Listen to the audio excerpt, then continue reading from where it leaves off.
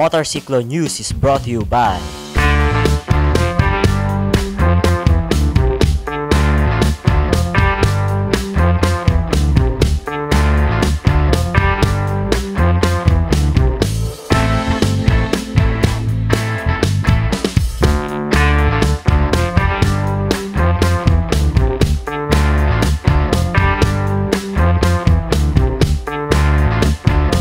The views and opinions of the host and the guest does not reflect the show or the network.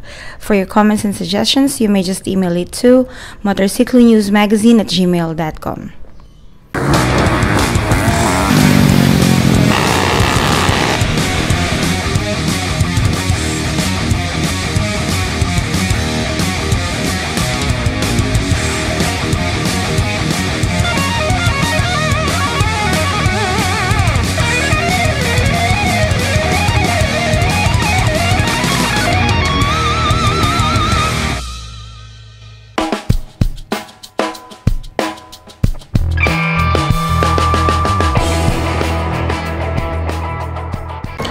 Good morning, Cicloistas!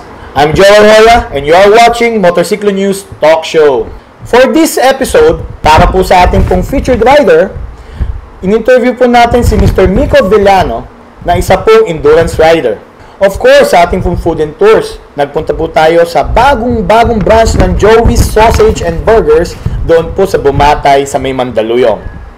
At oo nga pala po, nag-feature po tayo ng kauna-unahan po naming car review na ang bike van na MZ40. And for our featured bike naman, ating pong ni-review ang kabago-bagong labas ng Honda na ang CB150R. So sit back and just enjoy our show!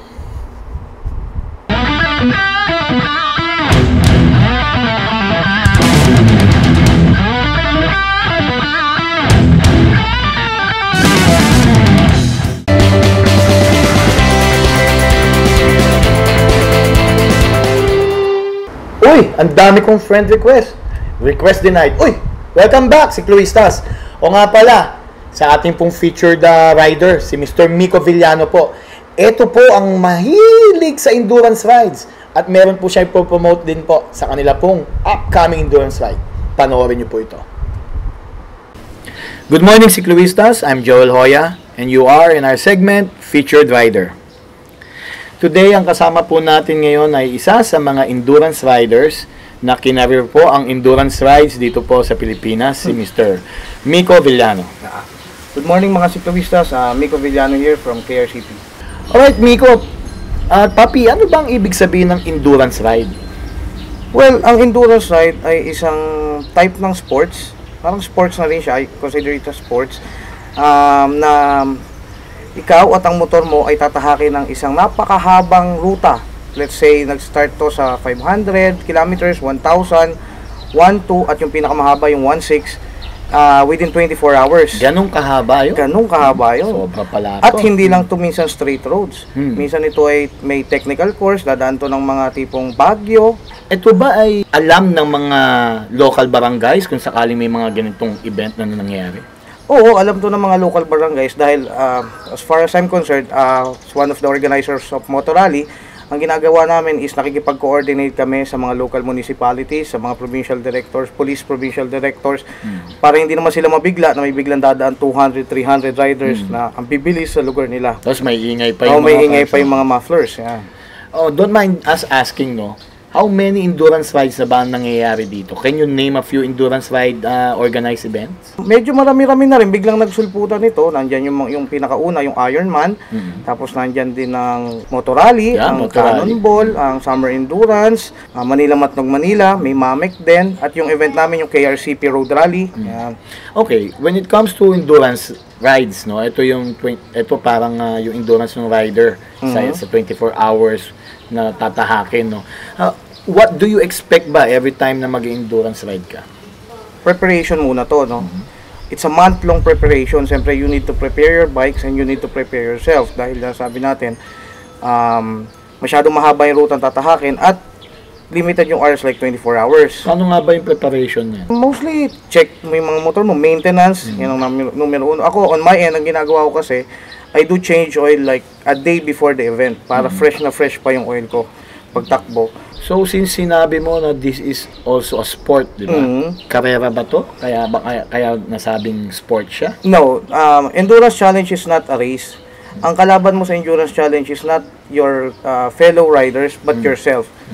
And I believe member ka ng KRCP, Kawasaki Riders Club Philippines. Am I Yes, right? Kawasaki Riders Club of the Philippines. Last year ata, nagkaroon kayo ng event, no? Are Yes. you gonna have another event? Yes, we do. Mga Cicloistas, I would like to invite you for the KRCP Road Rally 2016, which will be on September 24 and 25.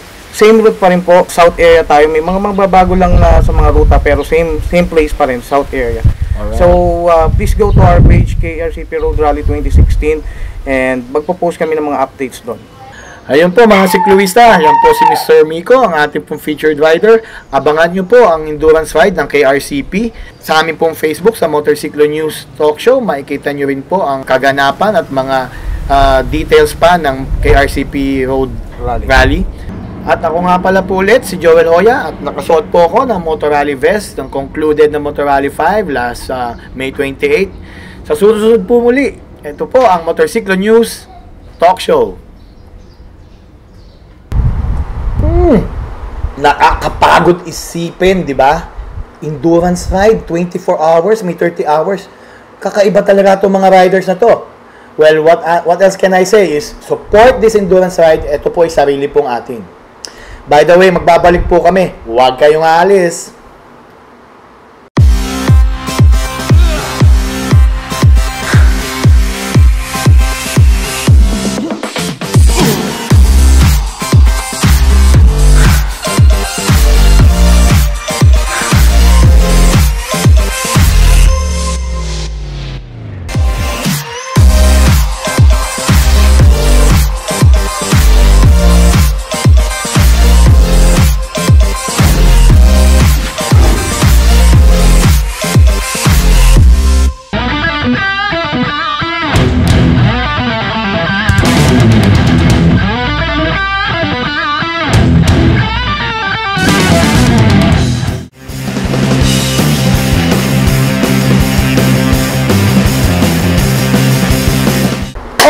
Welcome back, Cicloistas. O nga pala, anong oras na ba? Magi-11:30 na.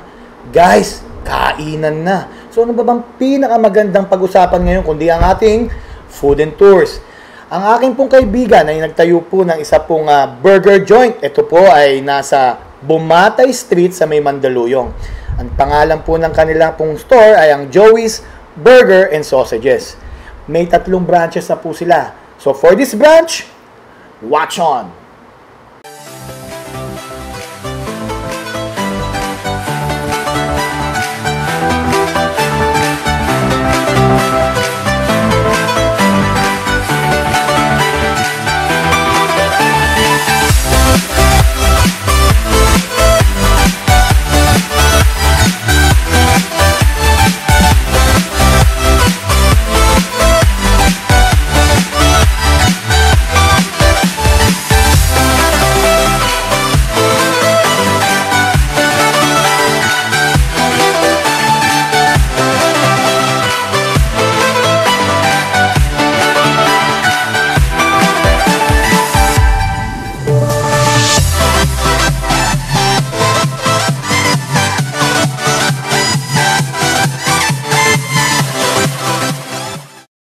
Okay, so mga Cicloistas, nandito tayo ngayon sa Food and Tours. Sayang, papataytan, wala ka rito. Nandito kami ngayon sa Joey's Burger and Sausages.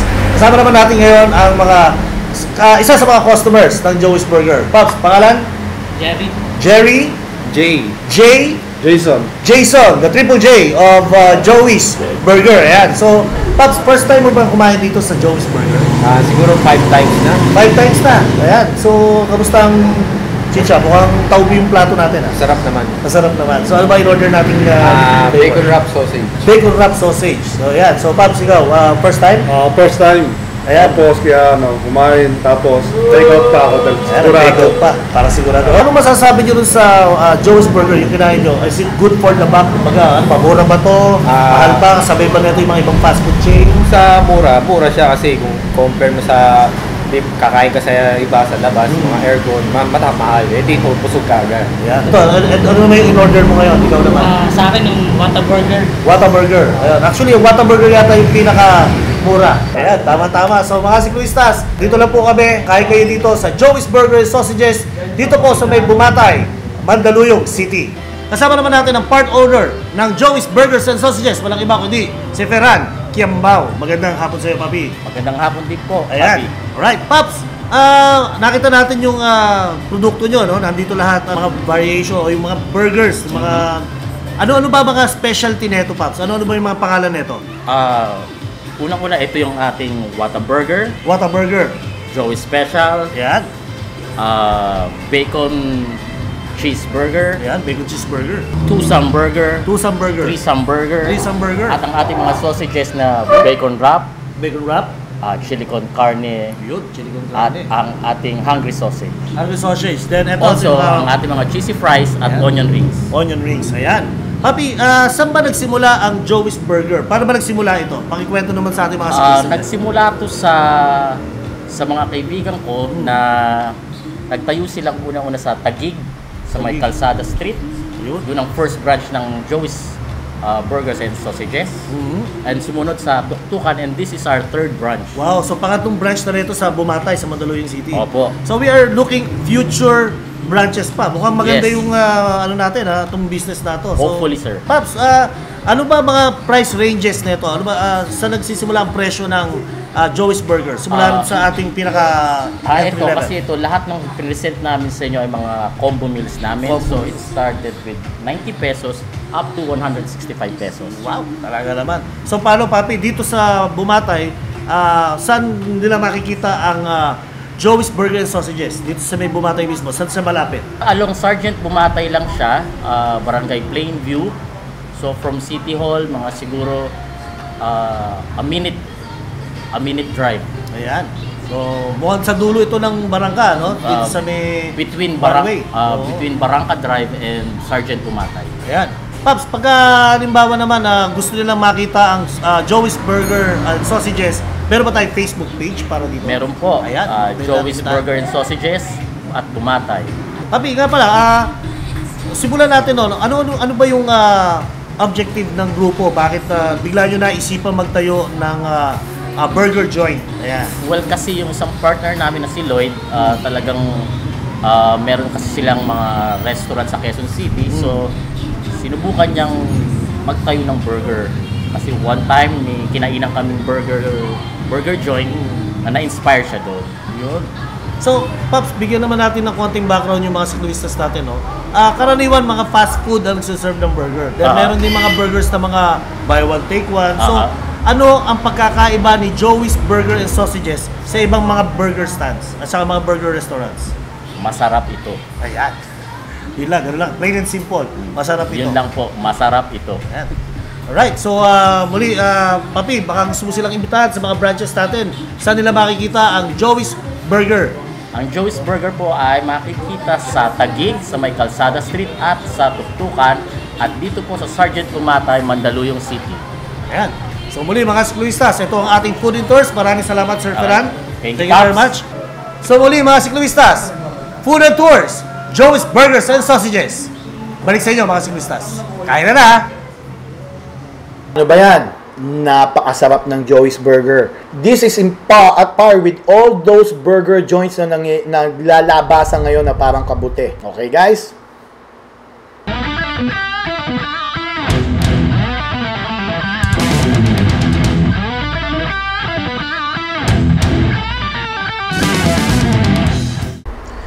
O nga pala po, Motorcycle News po kami. When you say Motorcycle News, it's more of the industry when it comes to motorcycles. But guys, we are now announcing our venture. Papasukin na po namin ang car industry. Because isa lang naman po ang roads na pinaghahatian ng motorcycle rider and of course, ang car drivers. So we're naming this show Carside by Motorcycle News.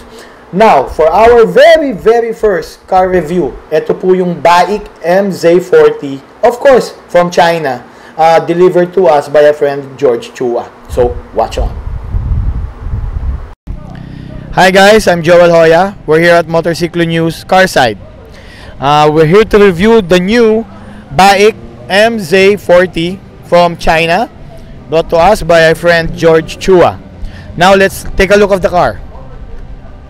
This car, this was awarded the Kaji, the Car Awards Group Incorporated Car of the Year Awards for being the subcompact van of the year nung year ng 2014 and 2015. Now, nandito na siya sa Pilipinas. Pwede na natin malamang lahat kung gaano kaganda ang van na ito. Yan. It's so neatly placed, no? Para bang though it's 1.2, it's still powerful. It can take 8 passengers. Malakas naman ang pulling power. At the same time, thrifty yung fuel consumption niya. It's really economic. Okay, talking about storage spaces, meron akong dalang tumbler. So, let's look for the spaces where we can put this. Meron dito by the side door, if you could see. Alright, fit siya doon. So, parang mga 1 liter to. Then, when we go inside, meron pa po tayo rito, if you could see. There's one storage space here. And then, you can also put something here. You could see that, no? And of course, may mga pockets for you to put your wallet in, your cell phones. Like this one, there's a pen here. And then, of course, with the car registration and OR, of course, you can fit the manual there, or your silly things you want to tag along with. Okay, and then what else? Of course, the shifter, the gears. Of course, the clutch, the brake pedal, and the gas pedal is well placed. So, mas madali siyang i-operate. Hindi siya magkakadikit. Tapos, smooth shifting, of course. What else? And the handbrake is also very easy to operate. Meron po tayong, dito po sa front, no? Makita nyo po yung speakers. I believe there's only 2 sets of speakers here in front. The seats, of course, here in front is very spacious. It's comfortable. Yung legroom maganda. Yung headroom maganda. So, that's about it in front, no? Let's take a look at the back now. Okay. Ang maganda rito yung doors niya, no? You can open it a usual way. And of course, ito yung parang sa mga van. You can slide it for easy access if you want to come in and go in, no? It's very spacious, as you can see. Now, come with me. I'll go inside. Okay. As you can see, both doors are slides open and very spacious. Diba? Malayo yung knees ko. I'm 5'7", no? I think 6-footers can easily fit in here, no? And then, of course, yung headroom is good. And the air vents, yung aircon natin, no? It reaches even those at the back, no? Yun ang kagandahan doon. And it's really cold, no? What else? There are pockets, no? When you close the door, it's actually, if you can see me, no? It's actually manual windows na pwede mo siyang, see, it's napaka lawak, no, nung iyong viewing angles. Masyadong maganda yung kanyang masyadong spacious, pati yung lapad nung mga windows natin maganda. That's what's good about this van. 3 adults will fit this row, and of course that row, pareho lang. And let's take a look on how spacious it is. Again, I'm inside. Oh, by the way, there's also what you call seat belts for the second row and the last row. It's really spacious back here, no? Kasi it's even more spacious than the second row, no? That's a good part, no? You can be very comfortable in long travels. Yung maganda rito. And again, the aircon can reach you back here. Basically, it's a really, really spacious car, and it's good. It's great, especially with the whole family, with your friends. If you want to go places like vacations, or even you can also use this every day. That's good. That's good. Okay, now how to open the rear door, no? Actually, it's just like other AUVs, no? Madali siyang i-open going up, no? So it can shelter you from the sun or minsan mga mga ambon. And then of course, the space sa likod is ito lang, konti lang naman yung space sa likod if you have the rear seats dito sa last seats folded up para may magkaroon ng seating. But again, it still is a good it has still a good space for your things, no? Okay, let's try folding it para makita natin yung more space that you can get here.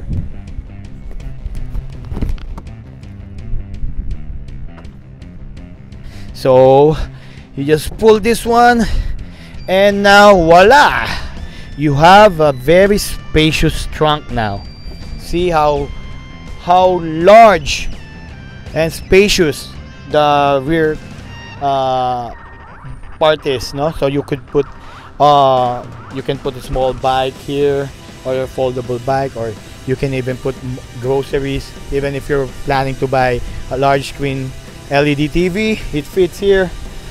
Okay, this is really a good van, no? This is for a good utility van also, if you want to use it for business, and of course if you want to use it for family outings, you can put more people, more things. Okay guys, this is Joel Hoya of Motorsiklo News Carside. Till the next car review, see you guys. Wow, diba guys? Kung napansin nyo mga sikluistas, 8-seater yun. Kasyang-kasya kayong lahat, yung buong club nyo. O kaya kung gusto nyo pang magkaroon ng vehicle to tow in yung mga gamits nyo for mga long rides nyo, the Bike MZ40 is very good for you. At sa mga gusto pang bumili nito dahil mura lang para sa inyong pong pamilya, for business, and for everything else under the sun, yun ang pinakamagandang van for you. The 2014-2015 Van of the Year, Subcompact Van of the Year, the Bike MZ40.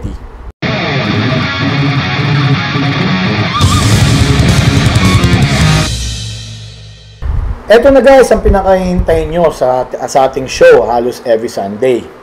Ito po ang tinatawag nating Featured Bike of the Week. Of course, pag sinabing motorcycle, ano bang pinaka-distinguished brand na maiisip nyo? Sino pa kundi ang Honda Motorcycles. Ang Honda Philippines po ngayon ay inintroduce at nilabas ang bagong-bago nilang standard motorcycle, the CB150R. Kasama po natin si Papa Melakino sa pag-review ng ating pong bagong CB150R. So guys, watch this.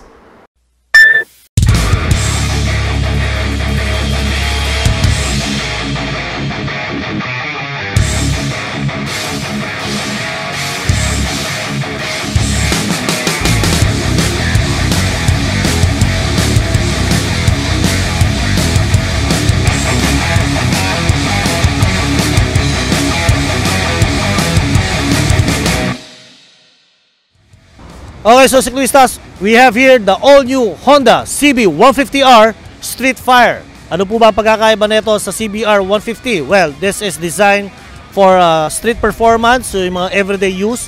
So pansinin po natin kung anong mga special features niya. So papansinin natin ang engine po niya ay double overhead cam, 150cc, 6-speed, na nakabait truss frame na mayroong aluminum hanger. At mapapansin nyo po na ang kanyang makina, ang nagpapatigil sa kanya is yung kanyang dalawang disc brake, isa sa harap, isa sa likod. It's a twin disc brake. At mapapansin din natin na kung ang panel niya ay futuristic, lahat po ng nakalagay dito is all digital.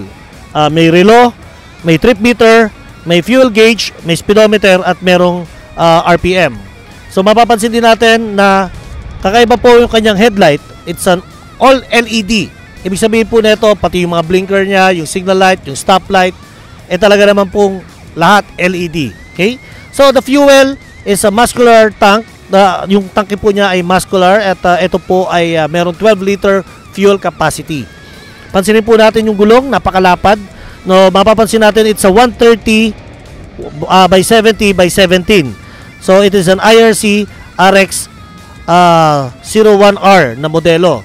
So sa harapan naman niya, Okay, if we check the front tire, it is a 100 by 80 by 17. So 17 pareho po yung harap at likod, mas malapad lang yung likuran kaysa sa harapan. Papansinin po natin yung kanyang rear LED light. Napaka-sharp na po niya, then pati yung grab bar niya ay napaka-sharp na rin. So mapapansin din natin na ito po ay liquid cool with auto fan. Pag halimbawa nata-traffic kayo, pag bumukas yung fan, ibig sabihin, yun po yung nagme-maintain para maging cool pa rin yung inyong engine. And of course, meron siyang auto-secure key shutter. So, knowing Honda, they have this innovation. Sila po yung unang naglabas nito na pag inilak nyo po siya, ay meron din siyang key shutter. Okay? And then, we have the sporty cast wheel with bigger tubeless tire.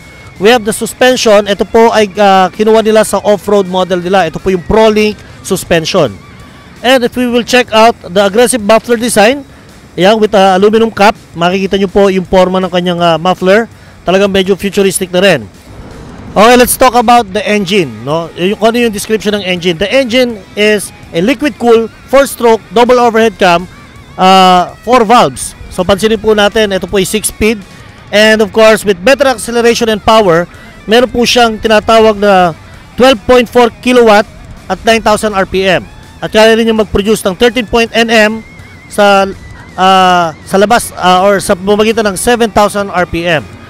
And of course, more convenient in engine starting because we have the electric starter and we have the kickstarter. Pag-usapan naman natin ang optimum braking power. Because of this optimum braking power, front disc brake and rear disc brake po siya. So once again mga siklistas, this is the all-new Honda CB150R Street Fire. So abangan nyo po yung mga mas detailed naming review sa motor na ito. Balik sa inyo mga siklistas.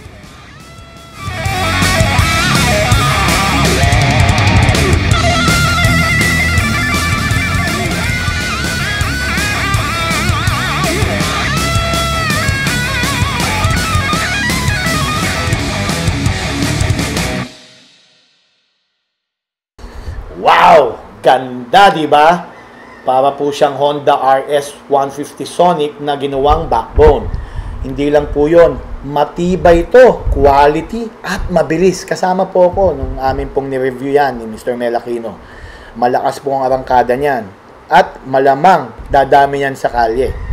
And now for the other bike reviews na amin pong lalabas, always stay tuned with us.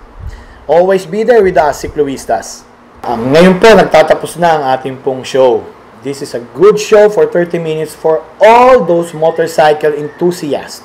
And of course, guys, always stay tuned with us, especially sa aming pag-i-interact nyo with us. And for you to interact with us, all you have to do is, of course, visit our website at www.motorcyclenews.com.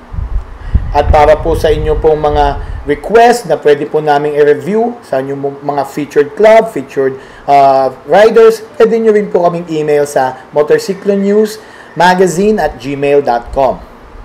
At syempre po, ang social media po namin ang inyo pong pagkakatutukan. Ito po ay i-search nyo lang sa Facebook, hanapin nyo po Motorcycle News Mag. And for that guys, my name is Joel Hoya. Until next week, always stay tuned sa kauna-unahan at nag-iisa lamang na motorsiklo lifestyle dito po sa ating pong TV programming. Goodbye, Sikluistas!